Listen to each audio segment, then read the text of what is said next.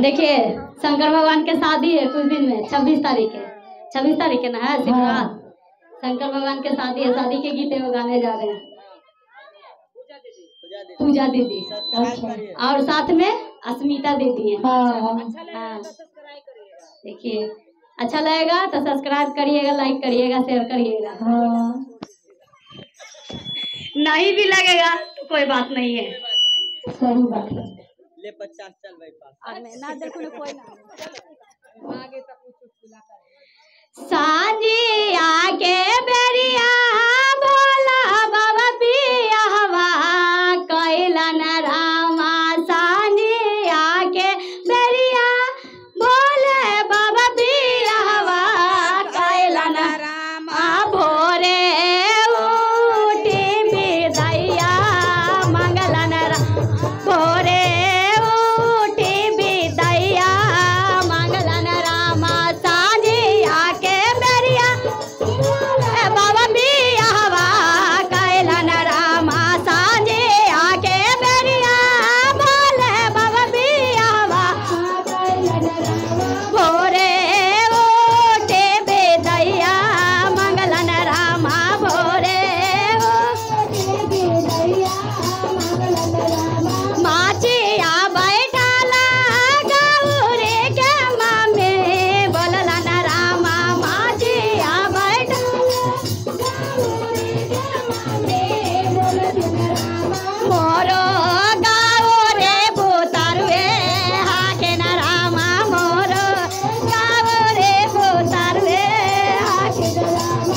मोरो गावरे भूतारुए हाके न रामा। मोरो गावरे भूतारुए हाके मा छोटा के सेंगुरवा गावरे सामरिए लेला न रामा। छोटा के सेंगुरवा गावरे सामरिए लेला न रामा। ताइयो गावरे भूतारुए हाके न रामा। ताइयो गावरे भूतारुए हाके न रामा। ताइयो गावरे भूतारुए हाके न रामा। सांझे आके बेरिया भोले बाबा पिया हवा कैला न रामा। सांझे आके बेरिया भोले बाबा पिया हवा कैला न रामा।